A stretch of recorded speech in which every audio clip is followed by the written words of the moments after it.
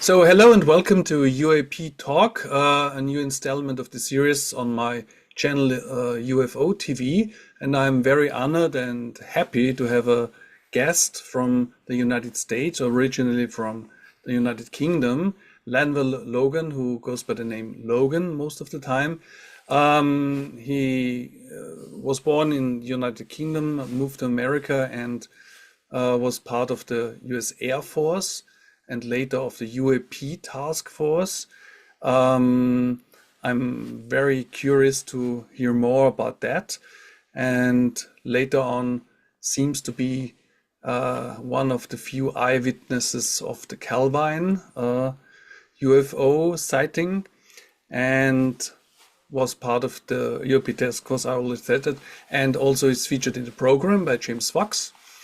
And well, has different interests in the topic as well as being on the entrepreneur side of it. And he has an app about sightings and also recording UFOs. And also we're going to talk about all of that, I hope. So welcome to my channel. Thank you. Glad to be here. So after my short introduction, I'd like you to expand on it or maybe correct me. How did you end up in the United States? You were born in England, or where were you born? Yeah, I was born and raised in Nottingham, England, and my mom and father got divorced. My mom came to the States. I lived with my grandmother for a while, and then my mom said, "Hey, want to come to America and see what it's like?" And me and my sister and my brother were like, "Yeah, movie stars, all that other stuff." And then once we got there, she's like, "Oh, by the way, you're not going back." So how So old were you when you I went? was 13, 13. Okay.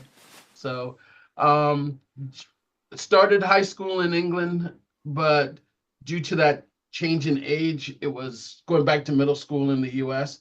So I had to adapt because they real quick, they gave me some kind of test, Mm-hmm. and it just happened to be the test where they spell the words different from Europe. Mm. So they Mm. put me in a remedial class. Mm. I So see. Yeah. Yeah. I just kind of went along with it. And my mom's like, "What?" They came and she said, "Well, we asked him what's his ethnicity, and he put other." And so they asked me to explain it, and I said, Mm. "Well, you asked me if I'm African American." And I was like, "Do you not hear this accent? Do I sound American?" So I put other. And they said, "So what would you call yourself?" And I was like, "I'm an Afro-Saxon." And the principal looked and was like, Okay, that's "Okay, new to obviously me. this guy's a lot smarter than you guys gave him credit for." And then they put Mm. me in the proper class, and I see. Yeah. that was Yeah. it. Well, I know that there's countless stories about people got offended because somebody called himself or herself in Europe something different and said, "No, you're an African American," and said, "Well, I'm not an American, so how could I be?" That's a problem with being political correct. Yeah, Yeah. yeah, yeah, And I have some friends that are white and from Africa. yeah, They put African American, yeah, yeah, and yeah, people yeah. are like, Right, right. "But you're white." It gets So, complicated very fast. I think it doesn't depend on the words. It depends on what you convey with it, because you can be dismissive whatever way you amen. call somebody. Yeah, yeah. Okay. So, but so you're an American now. So how did you end up in the military? Well, my plan was to go back to England because back then they used to have it was free education. Hmm. And as I started doing some investigating, I noticed that it seemed like a lot of people were paying for it. So I was like, okay, well, I got to get back to England. Why not join the military and put Hmm. in to get stationed back in England? Then I Hmm. could go to school. Ah, okay. You So, know, so you didn't count on the military to pay for your education, because I think many Americans do it this way. well, I did, but I thought it would just be, Hmm. I would save my money for the higher education and Hmm. and Hmm. get England to pay for the, just the basic, Yeah, you yeah. know, college. And then after I put in, they sent me to Michigan, and I was like, well, that's not England. And so I said, okay, after I leave that base, I will try again. And then I got Germany. Mm. So I just kind of said, okay, I'm going to have fun, travel, and then when the right time hits, go get my degrees. And that's Yeah. pretty much what I did. In Germany, the education, the higher education is also free, so you could have tried that. Nobody told me. Okay. Okay, but what was your job? You were not a pilot, huh? No, no. My first job, I was a B-52 crew chief. Hmm. So the big bombers, the really Yeah, big yeah. ones. I was stationed in Upper Michigan there's a base that's closed now, closed in 1992, 93, called KI Sawyer. And I did that for 4 years. I got frostbite 3 years and said, okay, got to change because Mm, the flight surgeon kept looking at me going, I don't think you got the memo about just how cold it is out there. So mm. I cross-trained. Someone came up to me and said, So, excuse me, you were on the ground or in the air? I was on the ground, Yeah, but so you what we have, supported the bombers. yes, but we have crew chiefs Mm-hmm. that fly and Mm-hmm. some that don't. Okay. I was a flyer. Okay. So I would have my own airplane that is assigned to me. And my job was to make sure that all the technicians and everything, they took care of what was on the aircraft. And then when the pilot showed up, I could show him, hey, sir, you have nothing to worry about. Everything Mm, is taken mm, care of. mm. And I Yeah. had one pilot come to me and goes, would you fly on that plane? Because he was getting ready to fly on it. I was like, I don't know, sir. I didn't take care of that plane. I took care of my plane. Mm. And he goes, okay, then we're going to take your plane. And he says, by the way, suit up. You're going flying. I was like, I don't fly, sir. He goes, you're in my Air Force and you don't fly? And I was Oh. like, yeah. He goes, nope, nope, nope. That's not going to happen. The next thing you know, I became a flying crew chief. Okay. And I loved it, by the way. It's just, I wasn't crazy about the cold. Yeah, okay. But I guess many organizations like this have their own way of doing things and wink, wink, Yes. nudge, nudge, and so on. Yes. But flying in that aircraft, it was beautiful. I mean, as old as it is, it's gonna be around till 2040. So all the people that were working on that aircraft, the plane was already older than them, and it's probably gonna outlive them now, based on what we're hearing with the Air Force. And then you actually were stationed in the United Kingdom. This was in kind of security operation, or what did you do then? No, no, I was after I cross-trained and changed jobs, Yeah. I cross-trained into intelligence, Mm-hmm. and I got stationed in Germany, Mm-hmm. Bitburg, Germany. Loved it. Mm-hmm. People were wonderful. The place was wonderful. There was always something to see, and I just kept going for that particular for that job, and just kept going down that road. So worked with a variety of people, and I think what you're referring to is at one point when I was in Germany, we had the British AWAC show up, and they were like, "Hey, what are you doing with the Americans?" And I was told them my story. They said, "Why don't you come fly with us?" Mm. And I did, and I loved that job too.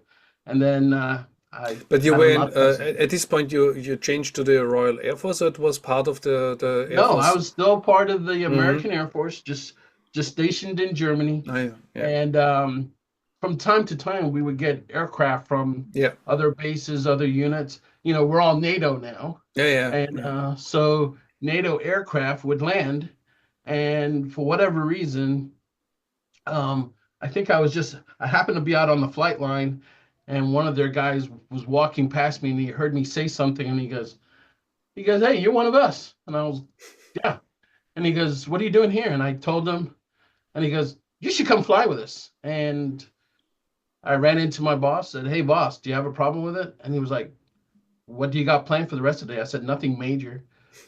He's like, go for it. And I had a blast. And at one point you flew over Scotland and had an interesting sighting, I heard.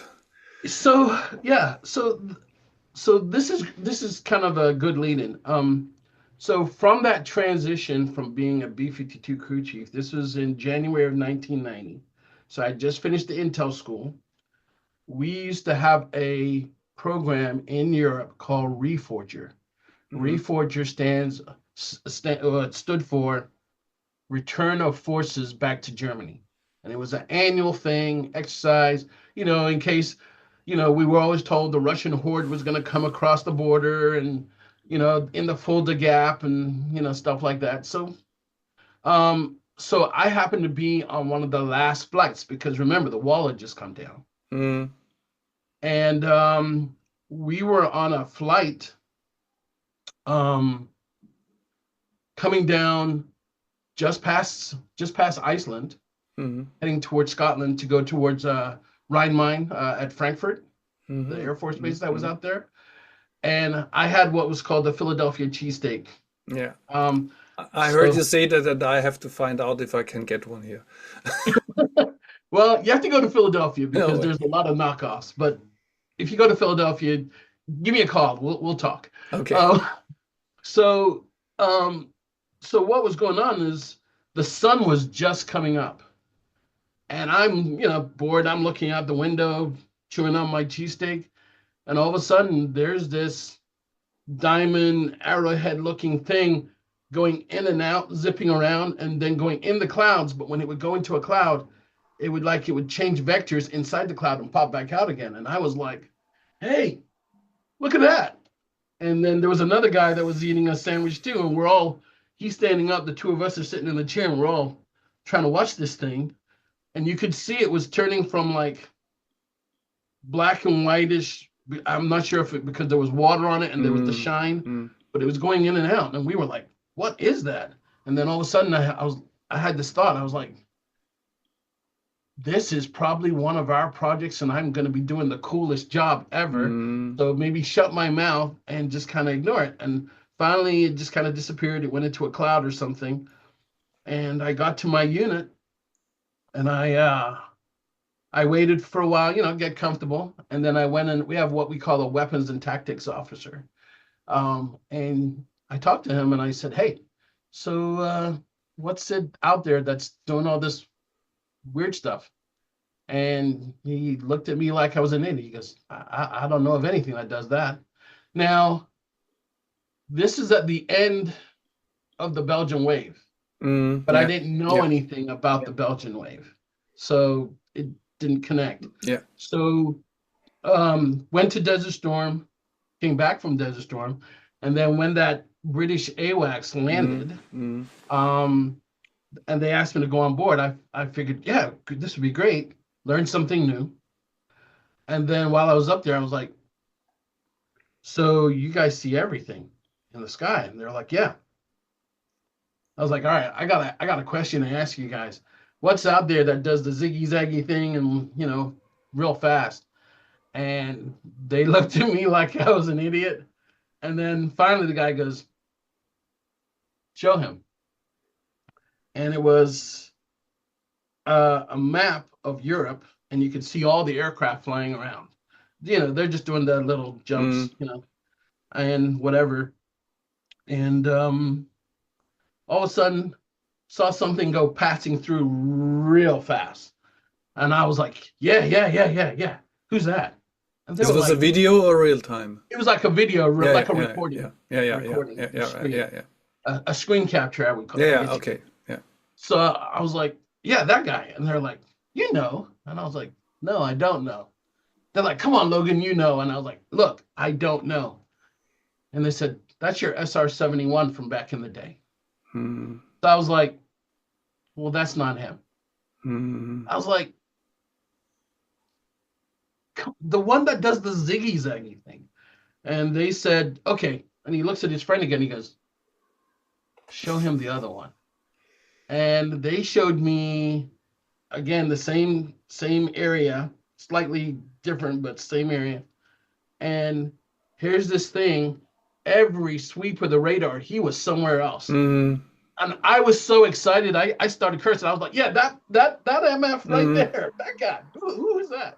And they're like, Logan. I was like, look, let's not go through that again. Who's that? And they're like, come on, Logan.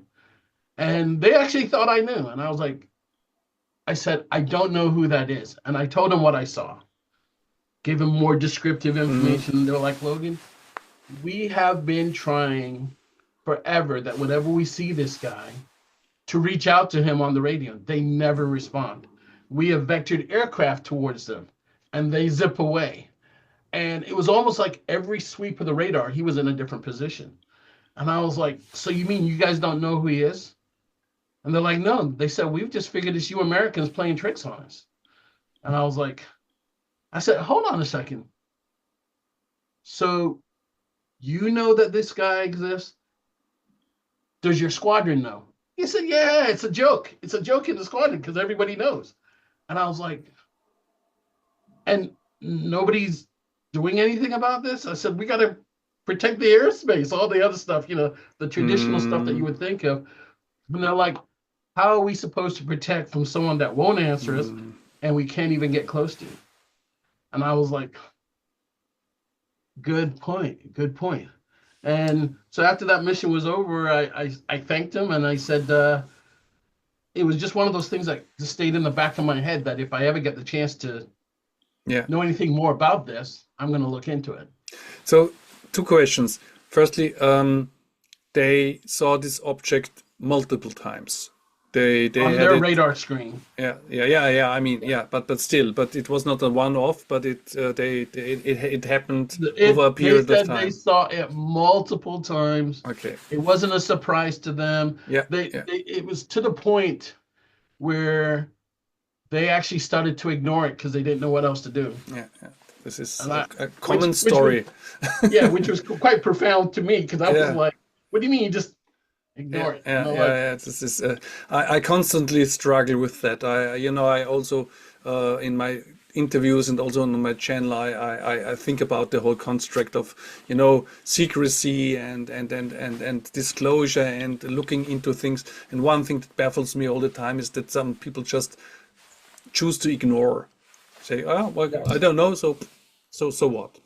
And the second question is, when you saw the object in the picture, the only picture that exists, it's very symmetrical and it's completely horizontal over the horizon or over Earth.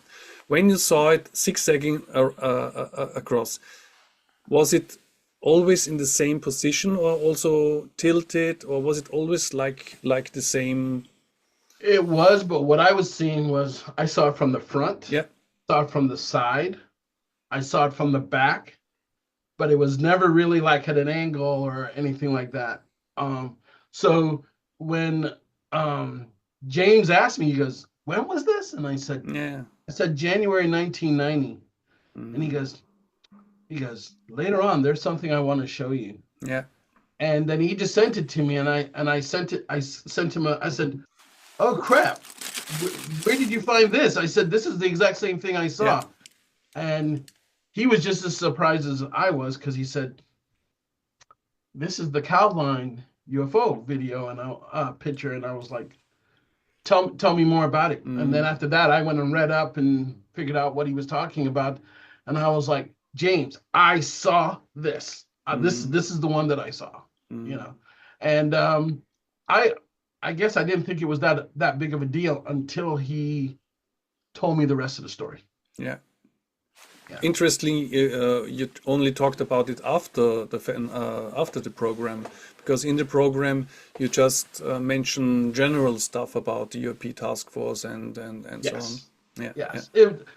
So we had done the taping for the program, and obviously we keep in contact. He lets me know things that are going on. I let him know, and then I just said, "Hey, because he asked me how many UFOs have I seen, and I said, "Well, I saw stuff when I was in England when I was a kid, and I've always just kind of tucked it in my head because my mom said Actually, it was my mom's friend that I was staying with. They said, "Oh, you've got an active imagination, science fiction, whatever." So just kind of, so to see this other thing was like re-verifying that there was something out there, because that thing was out there for like a good 5 minutes, Yeah, it's maybe great. longer. Yeah, yeah, So it wasn't like a real quick flash and yeah, hey, I saw yeah. something. No, we were actually watching it and chewing on our sandwiches and going, Mm, hey, did you mm, see that? Did you see that? mm. So, besides the other two witnesses that have vanished since then, you seem to be the only vocal witness of this thing, and that's why I asked about your observation, because recently people talked about it on online and showed documents and interviews, and these documents and some of the interviews claim that it was a black operation of the United States, and the Harrier jet was not looking at the object, the small jet on the picture was not looking at the object but escorting it. But this doesn't really fit to all I heard, because firstly, the witnesses said that it took off vertically in very fast after they saw it, and also nobody seems to know about the object like yourself, Yeah, and yeah. I knew nothing. I didn't see anything escorting it. And by the way it was moving. Yeah, that's why I asked, because some claim it might have been also some kind, not really balloon, but something like filled with gas and foil or something like this. But the way you describe how it moved, that's not possible. So the only explanation It is high advanced yeah. anti-gravity technique hidden beneath thousands of layers, or something out of this So the world. Calvine picture, from what I understand, it was taken of August of 1990. And what I saw was in January of 1990. Mm, There were no other jets around it. yeah. It was just, I mean, I don't know what altitude we were at when we were coming Mm, down, but I'm figuring we were probably at the 30,000 feet, as we're heading down towards Frankfurt. But it was below us, not at a steep angle. It was at a distance, and maybe uh, I don't even know how far it was away, because I really didn't have a scale of size. yeah, sure. Yeah. Just the way it went into the clouds and would pop back out. And I would say if it was, as far as I've seen Harrier jump jets fly before, and this thing would have ran circles around it, even though in my head I would perceive it as being bigger than a Harrier jump jet. That was my next question. You have any idea of the size? Like 30 feet or something like that? No, no, that's Mm, I was James asked me about the size of it, and I said all I know is that shape, that mm, the not the the the the diamond edge thing, all that fits. But I said I don't know if it was big as a house, small as a car, aircraft carrier size. I just know that I would assume it was small because of how nimble it was. That's the best yeah, I could give him. yeah. Um, yeah, now if you if you had to describe the object in 3 dimensions, was it like a triangle shaped, or was it also completely like a diamond? You know what I mean? That when in the top it was just two flat parts, or It like six. so I it to me it looked like every angle, every corner had Mhm. that kind of diamond looking shape. So I wasn't sure if I was seeing the front, the Yeah, back, yeah, but because I saw it spinning and going into the clouds, I feel that I saw it from all the angles, yeah. at least when it's flat, and each corner looked pretty much the same to me, you know. Of course, you can't tell from the one photo, but that's also my Right. impression. If I would have to imagine this object from the picture in a 3 dimension, I would have figured that it was completely diamond shape. So in Right, was right. it's So I was so just I was just in awe. eight sides maybe, no? Yeah, I was It, just in awe yeah, because it wasn't moving yeah, sure. conventionally. I guess I would say the word. So what? I read that you worked with the Air Force and then you were a contractor for the Air Force. Yeah. How did you end up in the UAP task force? So it's kind of funny. Back I retired in 2007, and around 2014 or so, my wife said, "So what do you want to do when you grow up?" I was like, I said, I'd really like to find out what these things are flying around. And we had a discussion about it, and she said, "Do it." She said, "You come up with all these great ideas for the government. Why can't you do something for us?" So I was like, "Okay." And then Lou Elizondo's story broke. And so I reached out to him and just said, 2017. yeah, Yeah, or 2017. 2018. Yeah, yeah. Yeah. Hmm. So I reached out to him, and found some people that knew him. He was going to be at some place. So I said, okay, I'll be there. Um, and I just pulled him off to the side and said, "Sir, if you don't mind," I said, "are you serious about what you're talking about?" And he said, "Yeah." And I said, "I work at such and such. If you're serious, show up in my office. That way, if he can get through the doors of where I worked, then I know he has, the proper credentials and everything." And he showed up with all the right people, Chris Mellon and all that other stuff, and we talked. And they told me their problem set. I explained to them some things that I realized. And when they were leaving, I saw Jay Stratton lean over to Lou and say something. And then Lou turns around and goes, "You're in." And I was like, "In what?" And he goes, "You'll find out." And next thing you know, I was in the task force and I was helping them. And Okay, that's how it started. but let's see the timeline. 2017, Lou came out. So 2018, he was with To the Stars, and Jay Stratton was still in the government. Yes. So where then the task force started a little bit later. Right, right. So I came in on the tail end of it, is Mm, as best as I understand. I came in on the tail end of ATIP mm, and the beginning of the task force. mm, But I didn't really know what it was called. I just knew that I had a mission set and I was, doing it. Because for the first when people asked me what I was doing, I would say I supported the task force. And Jay Stratton looked at me and said, "No, you were in it."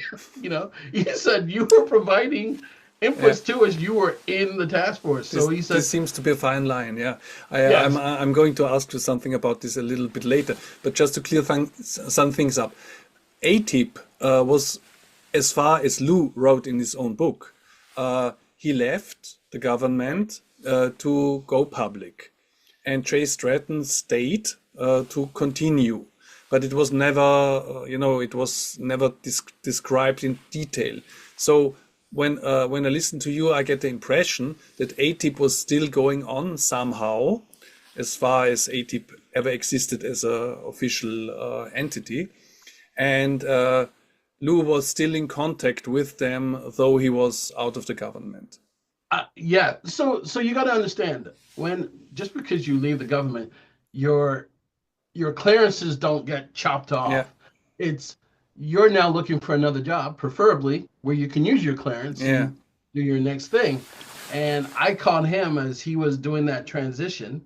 And so I said, if I remember correctly, I said, "You show up with all your credentials." And I said, "Better yet, since you're no longer in, whoever the person is that replaced you or who's in charge now," I said, "I would like to meet them." And I didn't think I really had the authority to say that, Mm, but I figured he's out of the government now. mm, And I'm still supporting the government, yeah, just throw it out there. yeah. He has And to prove it. Yeah. yeah, and so when they showed up, I was like, "Oh crap, this guy is not playing." And then they presented it as a problem. And that's what I was. I was a problem solver. So I was like, have you tried this? Have you tried this? You know, Mm, I'm going through the whole list, mm, and they're showing me the stuff. They had pilots with them, you know. mm, So I heard the whole full thing, and I was yeah. like, okay, this is not science fiction, and it's not the stuff you saw as a kid. This is real. These guys have had some near misses. They're worried about their pilots. And I actually heard one guy say, one of the pilots say, he said, my frustration is this. Here's these things flying around our range. And I think Ryan Yeah. said the same thing. Yeah. He said, here's these things flying around our range. Nobody wants to acknowledge it. But if this thing hits us, they're going to blame it on the pilot, because nobody's going to say that there was a little green man on the range. Yeah. They're going to sit there and say pilot incompetency, whatever, you know, and Yeah. that's the way it's going to go down. Nobody's going to realize that there is something on the range That's why he founded the American for Safe Aerospace, to give the Yes. people the opportunity. Ryan Graves you were talking about. Right. And So yeah. and my first thing, I looked at it and I said, because everybody on the task force was awesome. You know, it was a true one of those. I tell everybody that Jay Stratton was the best boss I had that wasn't my boss. All right, because he wasn't really. I was just assigned to help out. But the thing was that all the people there wanted to help each other. And so as we were trying to figure out all these things, I wanted to know, hey, what about the commercial pilots? Because I remember there was a string of commercial pilots.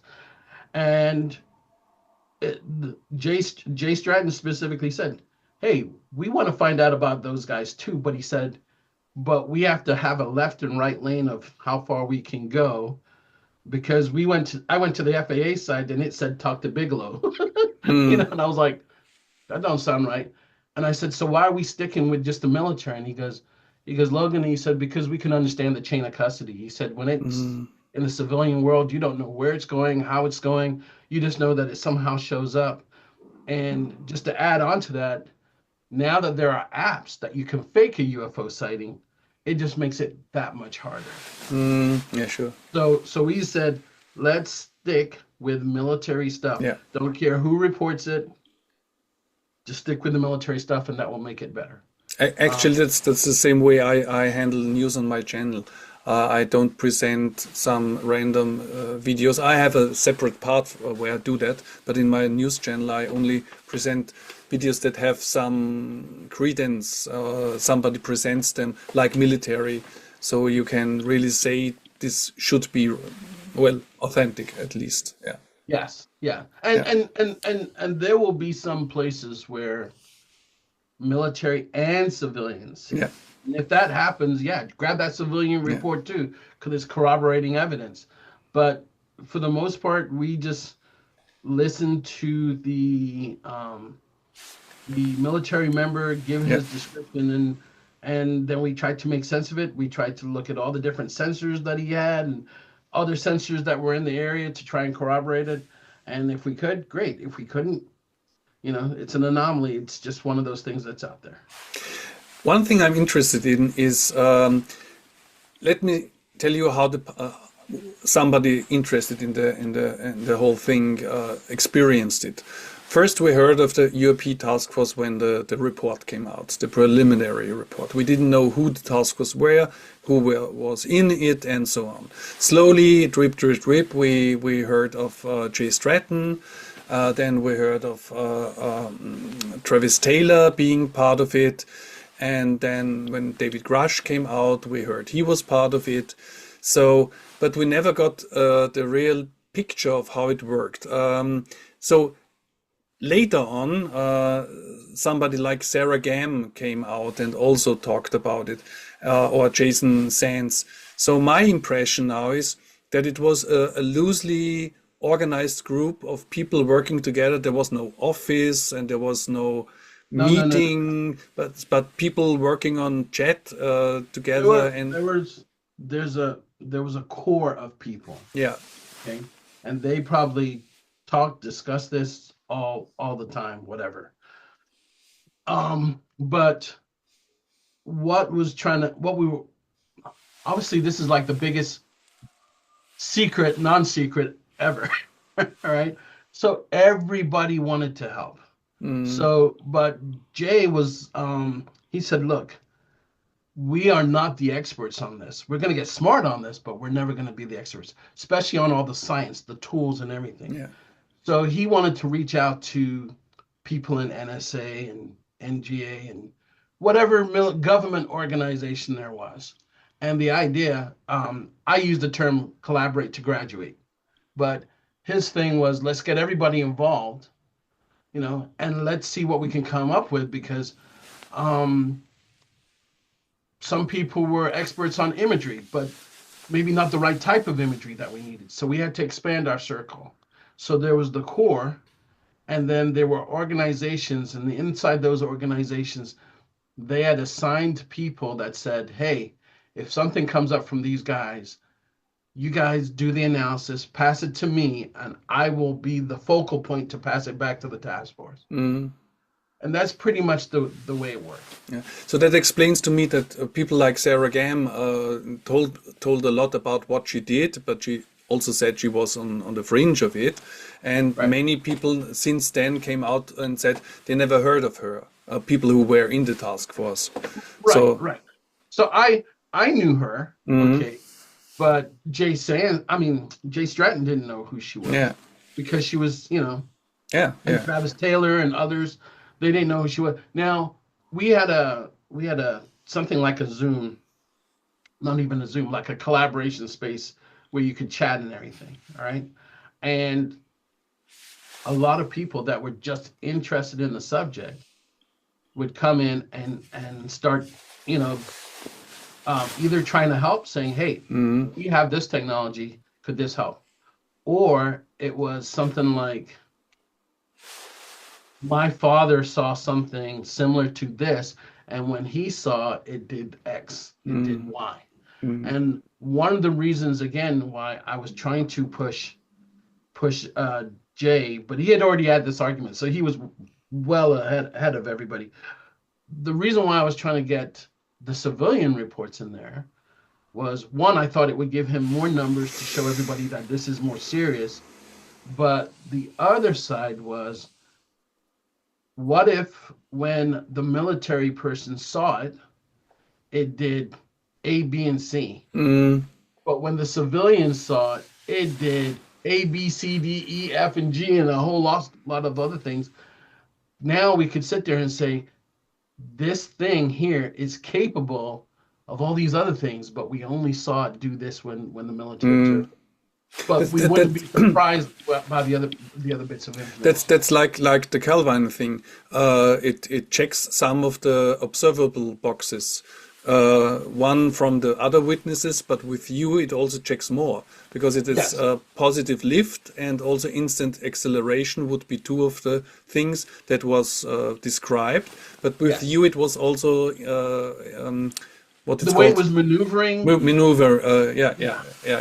Because not only is there the instant acceleration, there's the instant stop. Yeah. You know, so we could add to the portfolio to say, if it's this, and we saw this one, we now know all these other things come with this one. Yeah. Now, hey, if it's this, we now know all this, and then we were trying to group them, and you know, all the things that you would typically try to do if you're looking at something where you don't know all the information.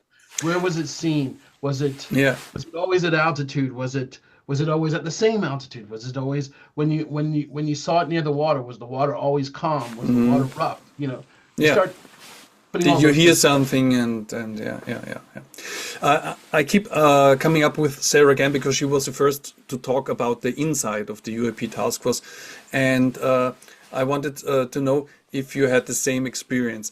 She described, and when she started on the intern chat group, whatever you would call it, space. There was just a handful of people. And then when she left, it was 2000 or something like this. This sounds to me like the whole of the Pentagon or whoever was the leading agency knows about all this stuff, but they just don't talk about it on the outside. So the best I could say is this. Remember I told you there was that core group? Mm-hmm. That core group was pretty small, but once we extended out to everybody that wanted to help, people were leaning forward to help because they wanted to know more about the subject, you know? And we had, I mean, I have a friend, his dad used to be a flyer, and his dad saw stuff, but he asked his dad, he was like, hey Dad, you ever seen anything out there UFO wise? And his dad said, nope. The moment Lou's story came out, his dad was like, we saw those things all the time. And he goes, hold on, you told me no. And here was his dad's excuse. I never saw a UFO, but I used to see UAP all the time. Okay. Yeah. So more and more people that were out there started to come in to just say, what's going on? You know, and how can we help? And, you know, either it was curiosity, and some people would just sit there and listen, but there was a core bunch of people that anytime something new came up, they would say, okay, I've been to that area and they experienced this, they do this, they do this. Was this box checked? Was that box checked? And it helped us get more expertise because when I'll give you a great example. When all the services might have the same equipment, but some people in the other services might use their equipment a little different. And you learn from them because they said, well, did you turn your equipment to do this? And you're like, no, why would I do that? You go, oh, go do it. And you're like, oh, crap. Okay. And now you just learned something new. And with that 2000 or whatever that magic number was, there was always someone new coming in and saying, hey, how can I help? And a lot of times it was junior people coming in saying, how can I help? What can I do? And we would say, hey, take a look at this. Do you see anything abnormal? And he may pull out something that us experts never saw. Because he's looking at it with a fresh set of eyes, you know? And he goes, well, what does this mean? We're like, what is that? Oh, you know, now you mark it down and, you know, and maybe what you do is you keep that guy's name and come back to him later, either with more stuff or say, hey, take a look at this again, like this, now flip it. Are you still seeing the same thing? What are you picking up on? And so a wealth of information being shared. Yeah. When the whole thing faded out, it faded out when Arrow was established, as far as I understand. And Sarah said that when Arrow was established, she tried to contact them and give them all the information she had collected and all the things she knew already. And they said, thank you, but no thanks. So no, but thank you, but no. Was this the same experience for you? Unfortunately, yes. So there were two things that stuck out to me. One, when Arrow got started, I didn't really see them bring anybody from the former task force into the new one. It was like, let's start from scratch, you know? So we're like, okay, so we're just going to hand them everything, but we're not. Now, I know that in that transition, I think Jay advised them, Jay Stratton, and I got a call from him and he was like, hey, Logan, give them as much help as you can.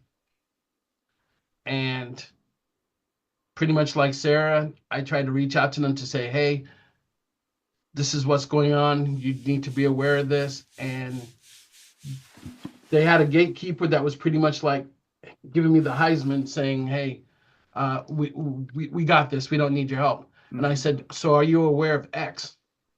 And he's like, what are you talking about? Exactly. Call me back if you're interested. Never got a call. So Yeah. that was it. Yeah. This adds to the narrative. But the new director, John Kozlowski, was also in the task force. Did you know him at the time? I did not know him, but Jay did. So, well, let's see. But after what James Fox said on the AMA, that he told him that he's not allowed to, you know, part his hair. I can't do that. But I hear what you're saying. part his hair without the approval of the Pentagon or whoever. Yeah. So we'll see. We'll see. All I can say is that he's everything I know about him. He is a good man. But we're there at the whim of the government. We're there not to support what everybody else wants. We're there to support what the government needs. Yeah. And if he's under orders to do X, yeah, what he's under orders to do. Yeah. A side note: I'm not so much into, you know, all this Twitter X bickering and who is and maybe this is a, you know, and a disinformation agent here and there. But one thing that happened a couple of months ago was where this, after the book came out from Lou. So this was this seemingly not happiness or whatever you would call it, something like bad taste from Jay Stratton, that, you know, that maybe Lou said he was too much. The first picture that came out of you was actually one side was Jay Stratton, the other side was Lou Elizondo. So my impression is they always worked well together. Do you have any idea if there was something serious about this? They had a serious falling out? I'm going to tell you my approach to this, okay? Yeah. To this day, I don't even know what it's about. And all I know is that when they were in my office, they were like brothers. And they're still cordial and everything. But they have one minor disagreement, and I think other people made it out to be something bigger because they could. Anything to drive a wedge in there and whatever. But all I know is at the end of the day, we're all trying to do the same thing. Yeah. And so I don't get into all the rumors about who did what and who's pissed off at who. So I really don't have much to tell you on that. Yeah. No, my impression is that Lou always claimed that he was the leader or the director, whatever, of ATIP, to make a point. To make a point to the outside. There was a program, there was something going on, and he had a lead position, not to aggrandize himself, but to make a point this was a real thing and there was real things going on. And he also put it on the cover of his book and maybe this irritated people who said, well, we were all working together and there was not a real boss or something like this. I guess this is about it. So I don't know. But even James. I was never a part of that part. All I know was, remember, Lou was gone. So the only person I knew that was the real lead was Jay. And but I mean, both those guys, they are awesome to be around. Yeah. So I've never experienced any of that. Yeah. Now I just think, some things get taken out of context. Like, for example, also James Lekatsky and Callahan said that Lou had no part in OSEP, which is true. OSEP happened before ATIP came along, and also ATIP. Well, we know the name, but it also can mean different things at different stages, maybe. So I don't give very much credit to this kind, but thank you for clearing it up, or at least giving your interpretation. Another thing, you have been in the Air Force, and also another one of the UAP Task Force members, Jason Sands, also worked for the Air Force. Yes. There's this long lore going on that all the gatekeeping about the hidden programs, mostly managed by CIA, maybe NSA, the energy department, and Air Force. So, and also Air Force doesn't doesn't or didn't contribute a lot of information about their sightings to the task force, to the published reports, and seemingly didn't change this policy.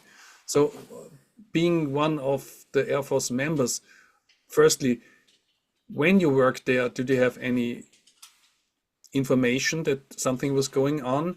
And on the other question is, why do you think the Air Force is still so reluctant, or is the Air Force reluctant to collaborate? Okay, so let me be careful. When I was supporting, I was not representing the Air Force. Okay, so let's clear that air. But you always can decline to answer, you know. No, I'll say what I can. Yeah. If I was the Air Force, whether or not I was involved or not, but I know that I have stuff like, you know, the next generation air defense fighter and the next bomber and all this other stuff. Just like how the CIA came up and said that back in the day, a lot of people that were thinking they saw UFOs were really seeing the U-2 and the SR-71. Because at the time, we didn't know things flew that high. We didn't know things could move that fast, okay?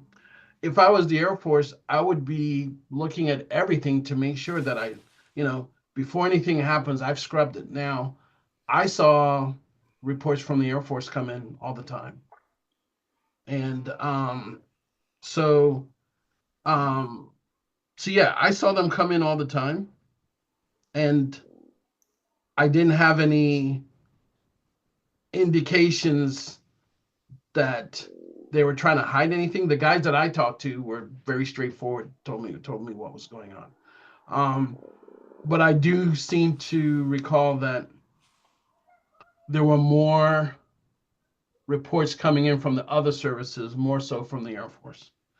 And I couldn't talk to why that is. Other, you know, if I was the Air Force, maybe you'd sit there and go, hey, before you guys send anything out, let's double check, make sure we screen it first or whatever. But I'll tell you about something that happened where I was.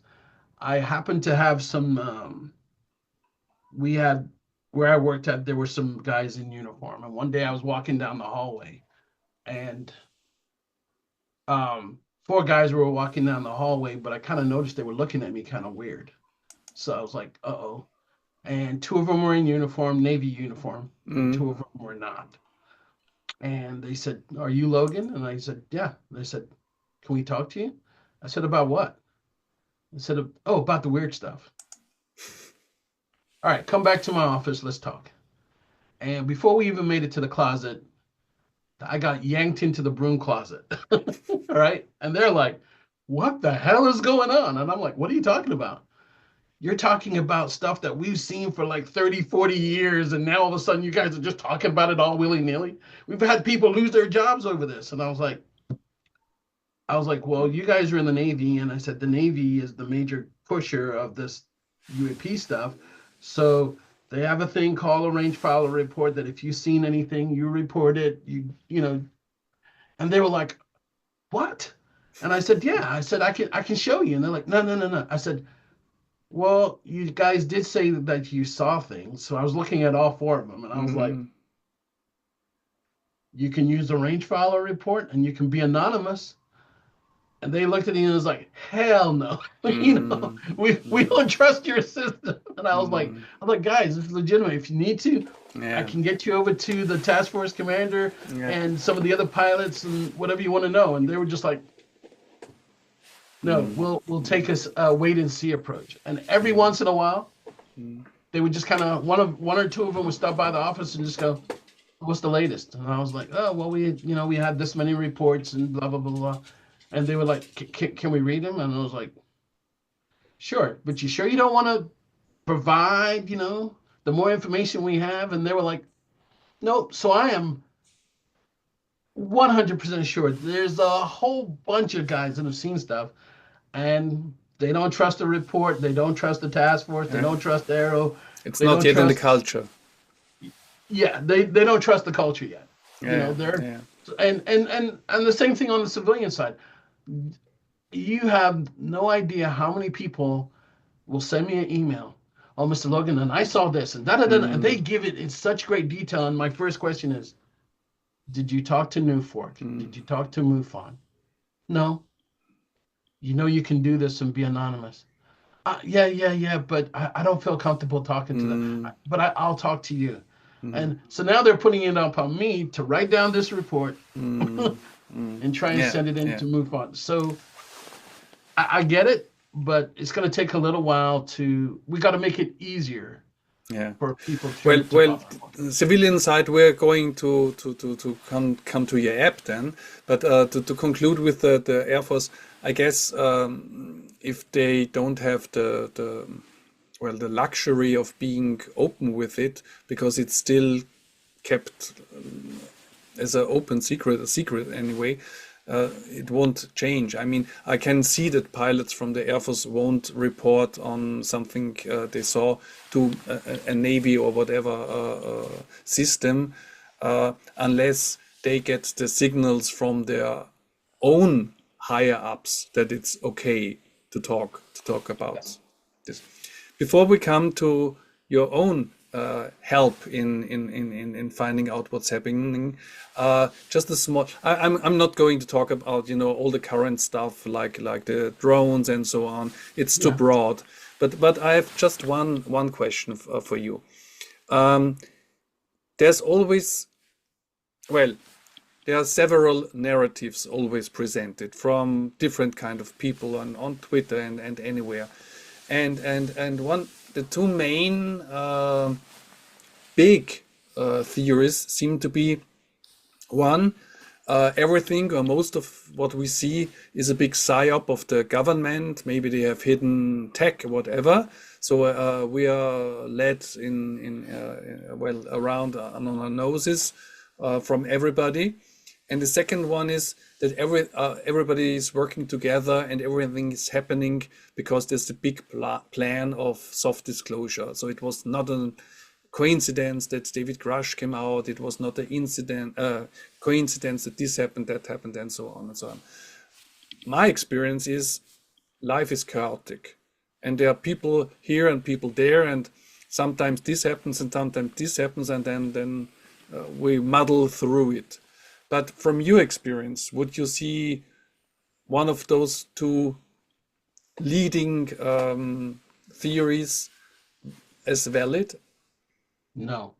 I'm kind of more with you. Life is chaotic, and things happen that a lot of times outside of our control, and we have to react to them.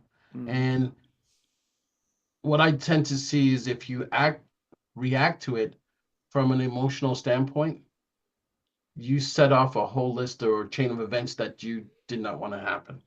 And I don't know if there's some grand plan to all this, but to think that 20 years ago, 30 years ago, they still had this grand plan that these are the things that are going to happen. That means someone's got a checklist out there, and they're just kind of, okay, we did this year, and we're getting a little closer to our goal. I'm not saying that doesn't happen, and I'm not saying that that's not what's going on, but to control all the different other aspects of it, right. I don't think I'm more on your side that if someone is doing something, they're kind of running down the corridor with the sharp scissors, not knowing what's going to happen as they go down that corridor. Yeah. So it's just what it is. Yeah. One example is the first Sol Foundation conference where Colonel presented this whole PowerPoint presentation, how things will go and how disclosure will work. But one key part of it was the amendment from Schumer and Rounds, and that didn't happen. So the whole maybe Big soft unwound. disclosure, Right. yeah. So it came out of wax. Yeah. All I can tell you is Carl is brilliant. Okay, he knows what's going on, but again, all it takes is one little thing to come in there and mess things up. Yeah. I I was there. I was there for that briefing at the Soul Foundation, and I've talked to Carl since, and we have to be ready that whatever we think is so, someone's going to come in and change it. And the I would wish that the public would do a better follow up in asking why. Yeah. Why did this change? You know, if someone comes, if you've got 98 people all saying, yeah, let's do this, and two people that have more power over that 98 come in and swoop in and say, no, we're not going to do this, that should be quite telling to you, make you ask more questions. But we don't seem to do that. We kind of let things go. So I'm interested in what the next steps are, because I know that there's more things coming. But in my humble opinion, disclosure's already happened. All right. Yeah. The people talk about it with a big D or a little d. I don't really care. My thing is, if you've seen one of these things, and what I've tried to explain to people is, we're almost at like the 6 degrees of Kevin Bacon, the game, where 1 out of 6 has seen something abnormal. So if you've seen it, you already know what it is. You don't need the government to tell you whatever else is going on. Yeah. All the government is going to do is back you up. And once they come out, you're just going to be asking them more questions. Well, why did you hide it? And why did you do this? All you need to know is that the phenomena is real. There's multiple types of phenomena that go along with that.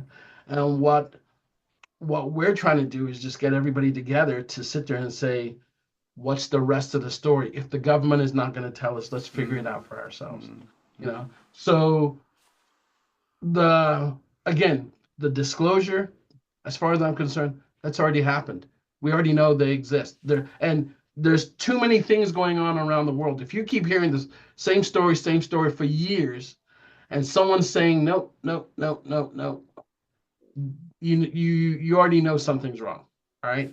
But if you've seen it yourself, and by the way, have you ever seen one? Me personally? Yeah. At least once, yes. Okay. So you know beyond a shadow of a doubt that phenomena exists. You don't need anybody else to tell you. And if they were to try and convince you, you would look at them like they're the stupid ones, right? Yeah. Well, it was just a light in the sky, but in the way it behaved, I'm quite sure that it was something extraordinary. Yeah. Right. So that's what I'm trying to tell everybody is we've got to figure this out for ourselves. Because if you're constantly waiting for the government to tell you anything, you know, the government has their rules. You know, they're not bad people. They've just got their rules of engagement, and they've got procedures that they've had set up for years. So the only way you're going to figure it out is by doing it yourself, working with people like you, listening to people like you, talking to people like me, so you can fill in all the other parts of the jigsaw puzzle and then move forward. 1 out of 6 might be right. My experience is about 20% or something like of the population has seen something, experienced something. When I put out my videos, I always get in the commentary somebody, I saw something too, sometimes years ago, sometimes recently. Like, for example, I can't verify it, of course, but several people have reported to me from Germany and even Austria that they saw this kind of drones that were seen in New Jersey. Car-sized drones with lights in the sky. It's not in like a wave or a flap around here, but seemingly those objects also appear around Europe. Yeah, and so and then as we're exploring this phenomena, we're coming across all kinds of other weird things. Like this one lady approached me at the last Soul conference, and all of a sudden she just looked at me and came right over and she said, "Hi, my name is such and such." And she said, as soon as I looked at you and the more I started walking towards you, she said, all the hair on my arms started sticking up. And she seems to be like a trigger. Whenever she's around someone that's UAP related, she gets triggered. So I'm like, I don't know how true this is, but all these so-called fringe things, we need to start investigating to figure out if there's something real there. You know, there's people that talk about past lives, and there's people that talk about that when they had their experience, they experienced X versus this. I'm more interested in it from a very scientific perspective. There's a particular case where there's I don't know if you've ever watched a TV show or a movie called The Missing 411. It's about people that were disappearing in the national forest. I know, yeah. All right. Well, in one of these cases, they had a guy, he had tuberculosis. And after his experience, the tuberculosis was gone completely. They were like, the doctors were like, no, he's got a clean bill of health. He's like, what do you mean? He's had tuberculosis for most of his life. So I'm thinking of the medical advancements and new technologies. I've got people that called me and said, hey, Mr. Logan, she said, right now, she said, what did she say? If a UFO was to come down in my lawn right now, she said, I'd grab my bags and I'd figure it's a rescue mission to get me the hell out of here because of all the craziness going on. But she said, I would love to take a ride around the solar system before I pass, you know? So we're getting more and more people that are curious about the phenomena, asking the right questions, but we've got to educate ourselves on what is BS, what's real. And then the other thing is, big thing for me is it one phenomena? Because I would like to know friend or foe. Okay. I've heard that whatever the phenomena is, there's, you know, I think that Canadian Prime Minister before he passed, the former one, he said there's like 80 of them or something like that. I've only heard that there's 4. You're going to hear all kinds of stories. I don't know what's real, but the idea is to slowly pull back that layer. You know, I have a membership program of YouTube, and the smallest tier is called Small Gray. The next one is Big Tall Gray. The next is called Reptilian, and the next one is I think praying mantis, insectoid, whatever. So yeah, this is the basic.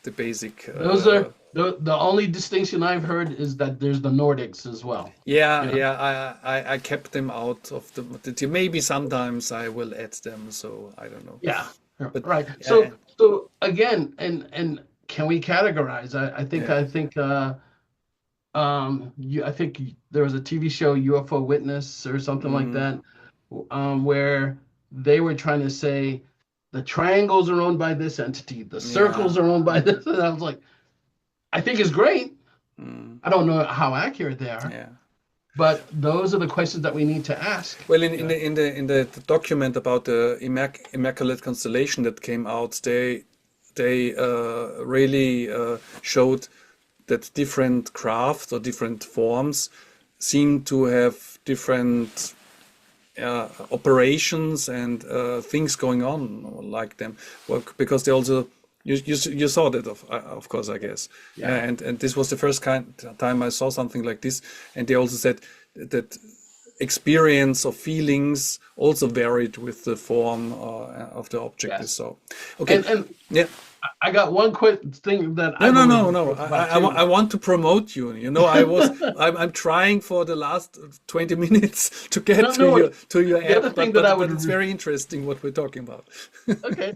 The other thing that I'm really curious about is, in order to move around the universe, are they all using the same technology, or is there more than one way to achieve this level, you know, this technology to move? Or is it, you know, someone came to me and talked about the Galactic Federation, and I'm like, so in this federation, are they sharing technology, or, you know, how does it work? And they spouted off a whole bunch of stuff, and I was like, how do you know this? And then they're like, well, you know, and I was like, okay, so you don't have any real, you're making guesses.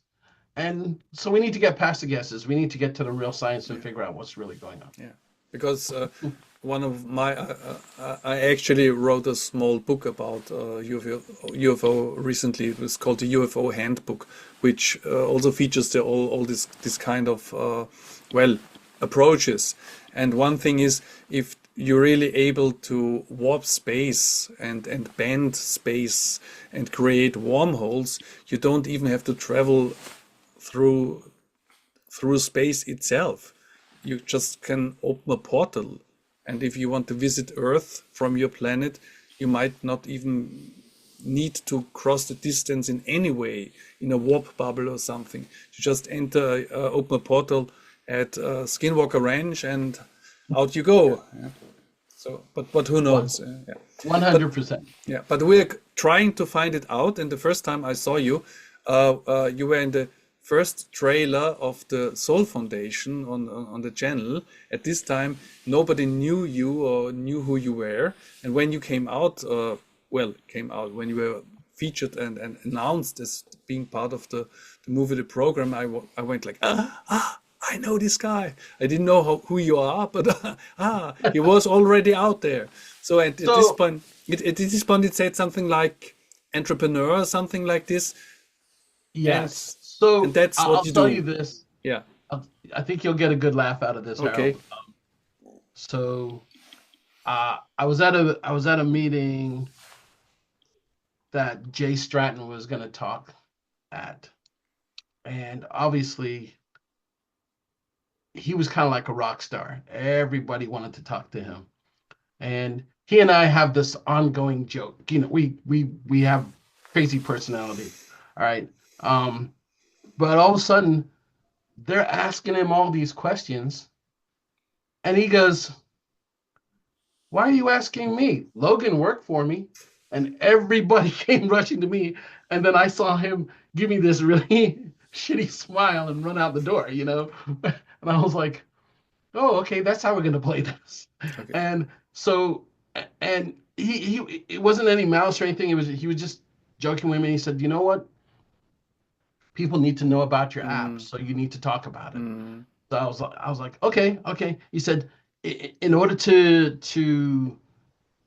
get your app out there, people are gonna have to know you, and you can't just sit there in the dark and just keep, all these things are gonna happen. Yeah. So that's how James found out about me, and Leslie, and then that's how I ended up being in the movie. Yeah, probably you met at the Soul Foundation. First time. I knew Leslie from before. Okay. Yeah. Okay. Yeah. So your app is called PHENOM. So it's phenomenon without anon. Yeah. For short. And yes. what does it do? Where do you get it? Tell me the whole thing. So PHENOM, it's an app for what I call the skeptics, the believers, and the in-betweeners. Okay. It is a crowdsourcing app. It is available on Google and in Apple. It's totally free. The idea there is that if we're a part of a group and I go out and I see something that's out there of interest, I can use the app. It'll capture the information. The first part of the information, it will instantly try to, if you're a part of a team that you can build into it, it will send that information to your team members in hopes that your team members can get out there and see the same thing. So the teams are organized locally around the area. In the app. Now, I'll be the first one to say. Because it's no use if somebody in London sees something and you're in Munich or something. Right. You want to have your Munich group and your London group or whatever. And the idea, again, is because I kept hearing so many people say, "I believe, but I wish I had seen something." All right. So that's how we kind of came up with it. Now, I've done all this with my own money, and I just came out with a GoFundMe because I want to do more stuff and make it so that it's perfect. It's not perfect, but it does work. And the idea too is we are not just interested in UAPs. We're interested in the cryptids, paranormal events. The idea is, can we build a hot map that shows an overlay and show where there's an abundance of all these activities happening, so that we can collaborate and say, okay, this is doing this, are these things connected? You know, on the night that they saw these 3 UAPs, for the next 4 days after, they saw a cryptid or they had paranormal information.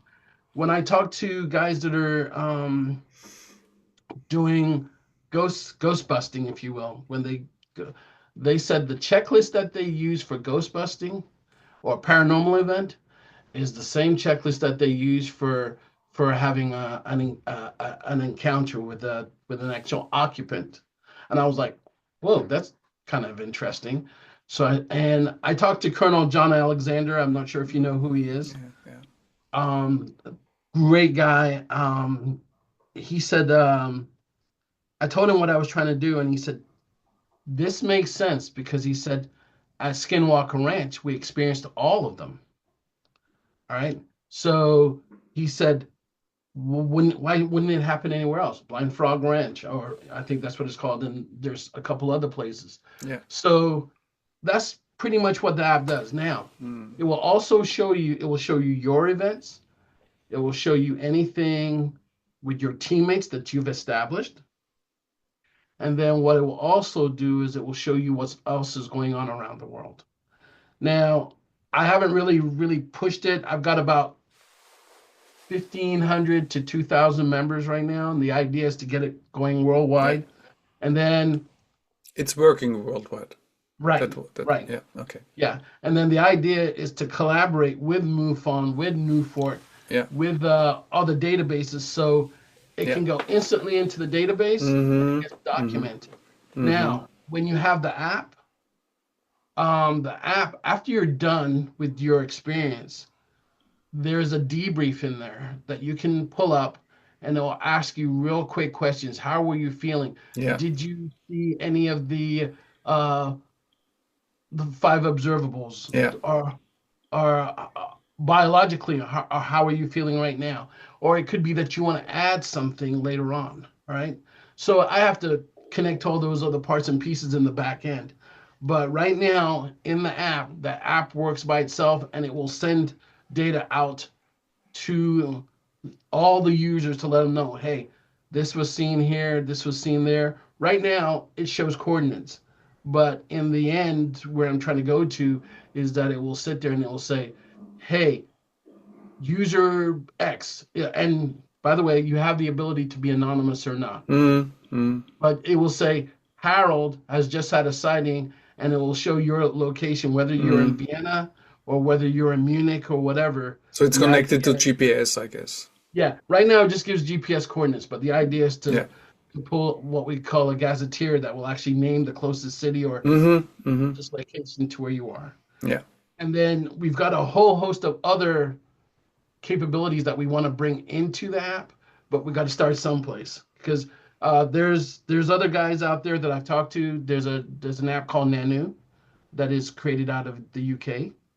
There's an app called Cider. But the idea is, again, let's collaborate to graduate and figure this out by ourselves, because obviously we're not going to get the answers from the government. And then from there, would love any members of your audience to use it, play with it, test it, and if you see a mistake with it, let me know. And if you think of some cool ideas that can get in there, let me know. And if you have a chance to use the GoFundMe, even better, because that just makes it easier for you to but just to get clear, the basic function is let's put the active and then the passive. The passive you explained already, that you get the messages that somebody in your area or somebody, and you can check that. But the active one, you use your camera, so basically you're walking around, you see something, you pull out your camera and you film it. That's the first approach. Yes. So what will happen is, you're walking around, you see something, you pull out the camera. It takes a snapshot, 15 seconds of video. Okay. And then it keeps repeating that process. Yeah. Now, that first snapshot and that first 15 seconds of video, that's what instantly goes to your teammates. Oh, great. That's great. Okay? Yeah. And then the rest comes back to the database. And that's what everybody, once it hits the server, the big server, then it can go out to the world. But the idea is initially those guys that are in your team. So I was looking at trying to keep the teams relatively small and make it so that you can be part of more than one team. Yeah, sure. Because again, it's a crowdsourcing effect. Yeah. So if one person on this team is here and he sees something, but he's also on this team, Yeah. he can alert the other members of his team if he does indeed see Also, something. you could be a commuter, so you would be at home in different place than where you Yes. work. Now, the other thing that we've put in it, because we're real big on trying to protect Mm. users, is the ability that we obfuscate. You can decide if you want to obfuscate your location. Let's say you're seeing something outside your house every night. You don't want a whole bunch of other people showing up outside your house trying to see whatever. And one of my things is, what if someone starts to use the app in a bad way? Maybe he's a peeping Tom or something like that. So we put it in there that you can obfuscate your exact location. And again, that's why we've also put in there that you can be anonymous. You can report whatever. And I just had a meeting last week with some guys that have an artificial intelligence. They would like to work with me where they To scan sort everything, out the data. right? They sort it out so that because I Mm. had someone post a guitar, Mm. okay, and I'm like, you're gonna get those crazy people out there, all right? So the idea is, if someone posts something that's not part of what we're looking for, the app will remove it right away. And but then we get to do the analysis. We look for the outliers, and I've been talking to people like Jacques Vallée, Eric Davis, and others to say, sir, you guys are the gray beards. You're the super smart people on this. When we get the outliers, we want to put those outliers in front of you and tell us what we've got. And I have no problem with whoever's the one that gets that great image. They get the 15 minutes of fame, because I'm not interested in that. I'm more Yeah. interested in. I was going to ask this. I'm not initially critical of stuff like that, but there are people, they ask how secure is it? What's happening to my data? Yes. What are the people doing with my data? Who's profiting of it? Just give a broad answer to that. I'm All your convinced you are data the good goes side. into our server. It's not being sold or anything. There's a EULA in there, and the EULA asks for cross utilization. All it is saying is, this, whatever you've used, whatever you collected on the app, that belongs to you. All I'm asking for cross utilization is, if I um, have several people in different areas and I think there's something similar, I want to be able to bring them together and take them to a university or to some scientists. And I don't want to have to go to each person and go, Mother, may I? Mother, may Mm, I? Mother, mm, may I? mm. That is all that is for. So Other for than that, research purposes, it's research automatically, purposes and yeah. stuff like that. And I'm hoping that, for that person, if they are willing, working with someone like you, I can point them to you so they can come to you, and you can talk to them and they can give you their experience. Yeah, right. Because the more that people learn that there are other people just like them having an experience, the more people would want to step forward. That's my belief. Can you put in former experiences, or is it the Yes. So there's a debrief part, and right now they're kind of cloose together, but I'm going to separate them. The debrief part is specifically so, in case you're remembering something from when you were a child. That's just as important. So the idea is, you can go into the debrief section and just talk into it. And what I'm going to have on the other end is a voice to text system that will put it into a written database and then keep track of it. And then that way we can compare experiences. I also very often get comments or mails or whatever with people who have very specific information about a very specific thing that happened to them maybe 2 or 3 years ago. So you could enter this location and 100%. yeah, It's going to okay, ask you the location, and you may yeah, say, "Hey, I don't want to give you the location. yeah, I yeah, just yeah. want to tell you the experience." But the hope is that if you were at a location and then several other people years later came by and experienced something, they would know about the location. Yeah. I joke with everybody, and especially like Travis Taylor and people, about going to Skinwalker Ranch, and I keep telling them that I don't do the woo stuff because I'm black. Mm, But You said it at AMA, and as somebody from Europe who has not that much experience about this part of the culture, tell me Yeah. why. Because the cliche would be black people, voodoo, and they are kind of Right. into magic or whatever. But you seem to say the opposite. We, a lot of Black people, from when we're young, we're taught not to mess with it. Ah, okay. There, so here's the deal. If you want to fight it, yes, we will get into the fight. But if you're just going to play with it, don't be stupid and don't get involved. So I tell everybody, since I don't know what we're dealing with at certain places, I don't do it. I'm stepping back. All right. Mm. However, all those experiences are very, very important to get documented so that we can know, was it that we picked up something on the property and we weren't supposed, we took it back home? I've heard stories about people that have, what is it? They did played with a Ouija board, opened up a portal, Mm, mm. and as soon as something bad happens, they run away, but nobody closes the portal. And the last thing I want to add on to that is the same way I talked about having a hot map for where all the UFO stuff was. I know this is probably not what some people want to hear, especially realtors, but if it's a paranormal event, my wife likes to watch paranormal caught on camera or whatever it is. And I've watched these guys come on there and say, well, my name is George and I have 15 years as a paranormal investigator. They go into a house and a chair slides across the floor and they freak out. And I'm like, is that what 15 years gives you?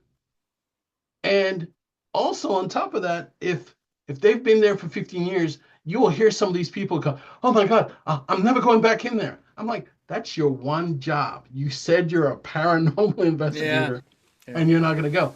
But more importantly, if it is documented, just like Skinwalker Ranch, I'd like it to be on a map so I know I'm Yeah. not buying that house after somebody else has Okay, just yeah, done sure. something stupid. So all these things kind of come together, and I just say, I don't do woo, I just leave it alone. But Okay. I'm perfectly willing to document it. I'm struggling if I should share a story, but I Oh, think it. please do. Okay. It's I was at a party, birthday party, and somebody approached me who know me from Facebook and so on. We were connected in some way, and the person asked me about the UFO topic and why I'm doing the channel and writing the book and so on. And the person said, well, we never had any experience at all. I never saw something. I never was interested. Never. But but when we moved, the person and their partner, I don't want to share details, they moved into a flat in Vienna. They were putting on new wallpapers. So they had this huge, what do you call it, not desk, table in the middle of the room with all the paper on it, and they went up and down, not stairs, what's called ladder, the ladder, up and down the ladder, and they were fixing all this stuff. And at one point, they were looking for the scissors, the big scissors, to cut the wallpaper, and it was missing, and there was nothing in the room. And they looked around, they looked under the table, they looked under the paper which was stacked on the table, but there's nothing. The whole room, but the scissors were just not there. Big scissors. So they thought, well, okay, we can't do anything. We still have some paper. We just continue. So they went up on the ladder again, and when they were up on the ladder, they heard a loud thump, thump, and they turned around, and the scissors were in the middle of the table. Yes. And then they told me also that the flat belonged to somebody of their family, generations removed, whatever, and that this person lived their whole life there and also died there, maybe something like this. So they thought this might be a sign from this person, maybe approval that they can now in. But I found this, but she never talked about it, and that finished. It was not interesting for her to continue to find this information about something like this. And I thought that's a rather unusual story, and also a little bit dangerous, because the thumb, you might think that something levitated the scissors to the ceiling or something like that, and they didn't look up the ceiling to look for the scissors, obviously. And so this thing coming crashing down, I would have investigated further, but some people just put it in a box, and that's outside of their normal life. So a lot of people have told me similar stories and wanted to know if there was any type of connection. And I said, I don't know. I said, we're all in this together. But I said, but if you don't tell us, we won't know. Yeah, right.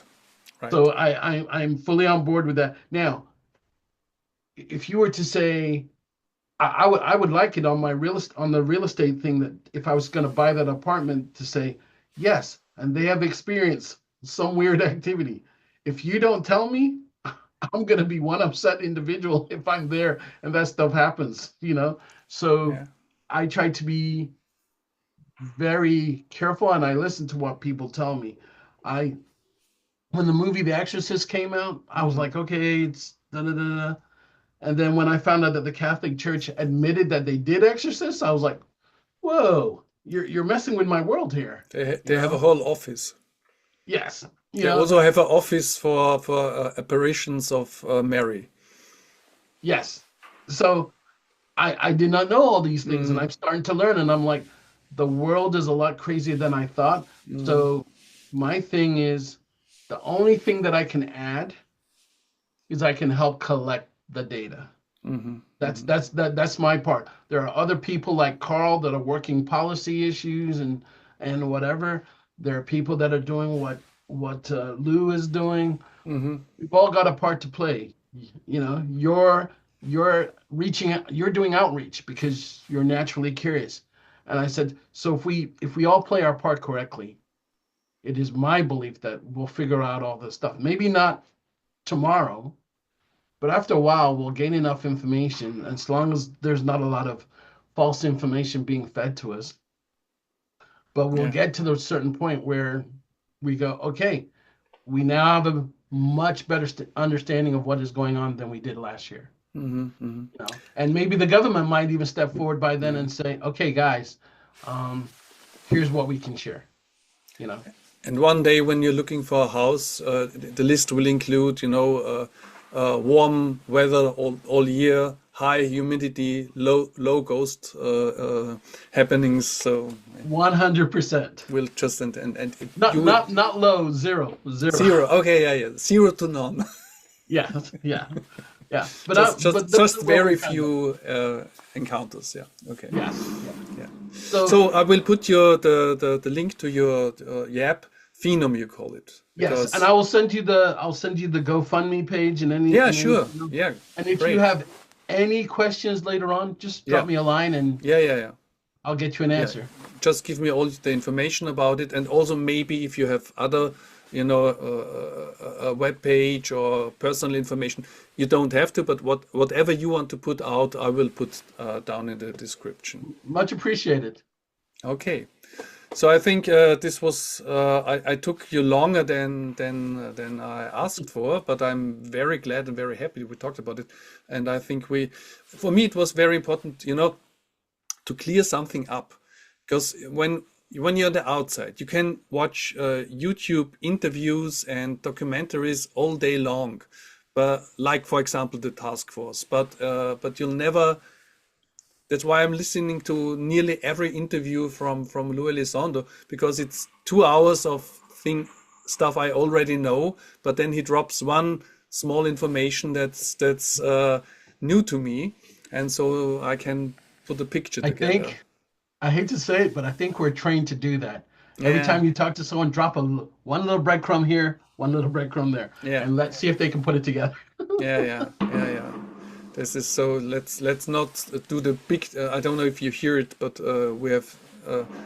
The If fireworks. yeah, no, it's not fireworks yet, but people start to shooting. You know what they call it. You know the I explosives. Yeah, totally understood. Totally yeah. understood. I'm 6 hours ahead of you, so we are. It's not near midnight, but we are. Okay, it's going to escalate. So Yeah, it's a my family's in a good chunk of my family is in either London, Birmingham, mm, or mm. Nottingham. So I'm pretty sure they're all ramping up to get excited. Yeah, so that's a good point to stop before I'm succumbed by bombardment noises on this podcast, whatever. Not a No, problem, but but it was a but pleasure but meeting you, it man. was great.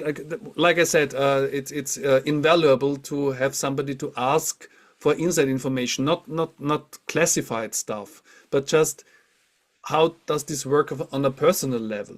And I'm quite convinced after researching this now for 5 years or something, because I did a newspaper blog before I did the channel, that most of the people are really interested, of the people you see, like, Elizondo and so, you see they're really interested in putting the information out to working together, and it seems most of the people also know each other. So if I trust David Fravor, I also should trust Jeremy Corbell, for example, because Yes, they worked together in 2008 or something. So yes. so I'm a believer in what I see is true, and not a big conspiracy trying to infiltrate, and Yeah. manipulate. I'll add this. I just had someone, there's a group of guys that are dealing with first responders, and they told me, they said, Mr. Logan, we'd like to use your app. And I said, what's up? They said, we have a feeling that sooner or later it's going to be a first responder that shows up to a UAP sighting Yeah, instead of the military. yeah, And we would like to make sure that they have the right tools. So one of the things we're looking at is what kind of tools can we put into the software yeah, to help that first responder, if not, or if nothing else, yeah, making sure that what he sees and is reporting immediately gets back to the police yeah. station, so that all the other cops will know, hey, if you're going out here, this is what you're going to be dealing with, instead of showing up totally unaware and making matters worse. And it seems that there, at least in the United States, that's the way to go. Like the city chiefs, half a year ago, they published a booklet. I'm quite, Yes, you know what I'm talking about. Yeah, yes, yeah, yeah. yeah, Especially for police officers and first responders, just to know about the phenomenon. It's not a guidebook to what to do, but it's still informing people that this happens, and it might be part of their job. yes, yes, 100%. So one of the guys that was he's part of that Chiefs Association, Mm, he called me up and said, hey, we'd like to talk to you. So I'm gonna set great, aside some time and see how we can properly engage. great. So I wish you the best of luck. It's the perfect day to wish you the perfect luck, because it's New Year's Eve. So I can wish you a perfect new year, and much success with your app, or whatever No worries. whatever you're planning to do. And thanks again. It was great. I was very honored to have you on, and that you answered all my questions. Anytime. And like I said, if you ever have any other questions, let me know. Okay, so let's wrap it up. Thank you. Bye bye. Thank you. Bye bye.